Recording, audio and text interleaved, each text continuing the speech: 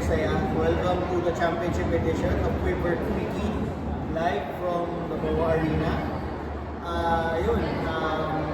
Grabe. I think I'll go first before really paulit-ulit na ako din. I'm so happy for this championship apart from it's a Sweet 16, sabi nga nila. But I think more so it erased the stigma of the last experience natin wherein we swept the elimination round, lost in the finals to Ateneo. This actually, I'd like to dedicate this win to that team, nila Chang Ami and others. I think personally, this win is for them also because we should have, I still felt that we should have won that series over Ateneo. But breaks didn't go our way. Pero yun, kaya sobrang happy that we were able to repeat it for a historic program like ours. I think dapat meron tayong ganitong season, meron tayong 16 and 2. Kasi, winning championships left and right. We've won in almost every possible way we can. And I think ito na lang yung kulang sa trophy case natin na we won a championship in a season wherein wala tayong talo. We completed a 16 and 0 record. So really, thoughts on the game? Ako naman, siguro after you mentioned, sobrang happy din ako for Coach Ramil. Kasi imagine nyo na lang, kung mahirap para sa girls, what more para kay Coach at sa coaching staff niya. Talagang, more than 10 years niya, he had to live with it. And given the chance again, talagang, it goes with you yung lessons nun, yung stigma nun, yung trauma nun, and I'm very happy to see na not just si coach but also the girls responded. Talagang kita mo, ramdam talaga nila na ayaw na nila makulit yun. And then siguro after them, ako na siguro yung susunod na pinakamasaya. Kasi I've watched the finals. I've watched the final series of women's volleyball thrice pa lang. The first one was season 76. Yun nga yung na-sweet. Yun talaga. So sabi ko, putek, malas ko naman. And then the second one was last season. Well, of course naman, given na rin naman medyo uphill battle tayo nun. So, binubuyo nga ako ng mga kaibigan ko sinasabi, huwag ka naman manood. Hindi sila makakanood kasi na Wednesday. Ako rin hindi ako makakanood ng Wednesday. Ako rin naman. That's why we all wanted it to end tonight for a very good Mother's Day weekend. Mother's Day weekend. Happy Mother's Day to all the mothers, all our mga nanay ng mga listeners natin, to the mothers listening to us. Happy Mother's Day.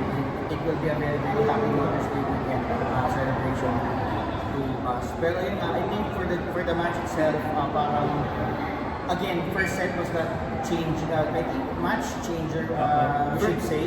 For the first set was also the closest in terms of how both teams were really fighting it out. Yun nga, kasi tapos same thing with game 1 after winning a close set 1, NU was just nowhere to be found on sets 2 and 3. Halata naman with the body languages teams, no? Yung sa atin, halatang we really wanted to win. It's obvious. Kitang-kita naman na the team really wants to end it tonight. Compared to NU na medyo talagang they were really looking for answers. They were trying to find for solutions, but unfortunately, I think ang pinaka-glaring yung timeouts. They ran out of timeouts na early. Sets 2 and 3 maaga silang na ubusan ng timeouts, and I think it showed yung kung paano yung takbo talaga ng laro for this match. So I think that it really gave way to a very, very comfortable win. Actually, nakakatawa nga when you said comfortable kasi tayo, sobrang ipa-chill-chill lang tayo Pero actually when you see the girls with how they played also, makita mo na unlike really before na kapag medyo nakakalapit na, medyo nag-tense up sila, they made mistakes. But it was actually the other way around, where sa set 2, if I remember correctly, we were able to capitalize off NU's 10 errors.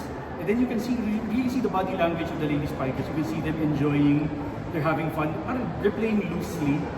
but still with that drive to really, they want to finish it. When they make an error, ano yun, hindi naman sila yung sobrang down. They pick themselves up. Sometimes man, ipangiti-ngiti na lang sa mga ibang mga errors sila, but then they get straight to business. So, kita mo talaga kanina na they were really going for the kill. And yun, I think Chef, ako si Shivana. Shivana saved the best for last. She performed, yun nga, she performed at the right time in a close out situation there. I think Chef really showed na she's one of the important players of the team, no? By giving out that splendid effort tonight. I think another one is that banggitin na natin before we end this weekend na yun nga, wala aalis pa. Wala aalis. Yung talaga yung pinaghihintay ng lahat eh. Pagkatapos eh. Ng lahat eh. Kaya kasabi ko, dapat naggawa ng gimmick ng konti yung team na pinigay nila na kunwari may aalis na. Para medyo, paano kabaan lang naman ng konti. May aalis na rin pala wala. So, ayun. So, that's one thing that we can all look forward to next season na we will be an intact veteran team. Kasi, to be honest, this season, I think I mentioned it on our first episodes na after the first match weekend, yung lahat ng teams naglaro, I mentioned na tayo yung mukhang veterano sa lahat.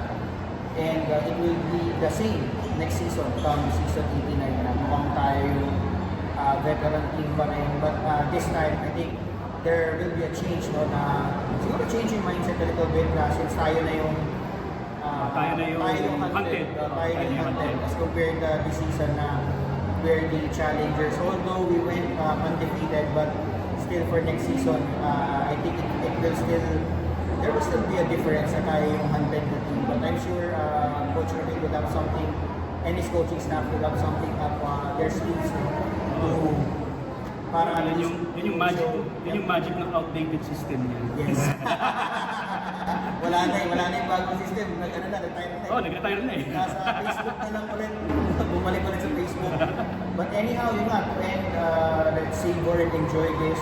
It's been a while since we had a championship run like this. So, I think we're being spoiled. The 3x3 went undefeated also and finished lahat ng laro nila ng 21 points with time left on the clock. And to a 4-peat. And then, now the women's volleyball team ended the season on a perfect run also, 16-0 with no drop sets in the final. So, thankful kami on behalf of this weekly episode, me and Billy and the rest of the Quiver guys.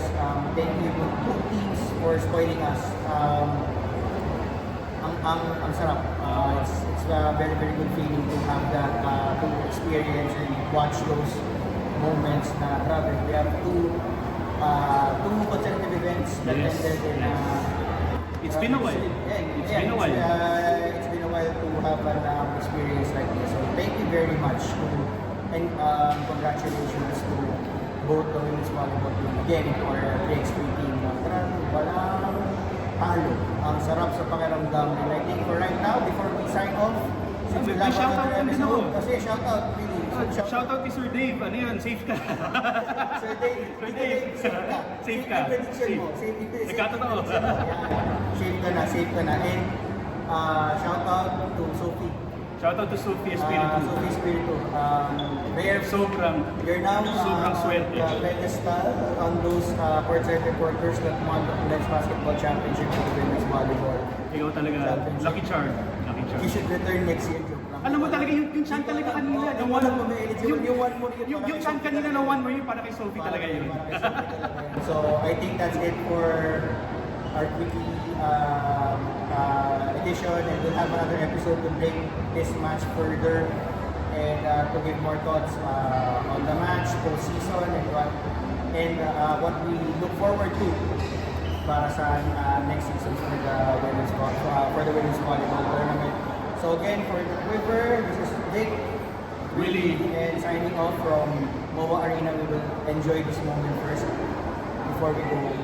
And as we always say, Animo Lasal, perfect! Woo!